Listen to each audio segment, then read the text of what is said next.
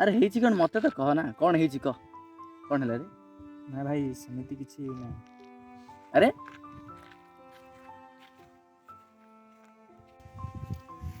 ନାଇଁରେ ସାଙ୍ଗ, ଜୀବନରେ ବହୁତ ଚେଷ୍ଟା କରୁଛି କିନ୍ତୁ ହାରି ଯାଉଛି ରେ। କ'ଣ ସାଙ୍ଗ ଏତିକିରେ ହାରିଗଲୁ?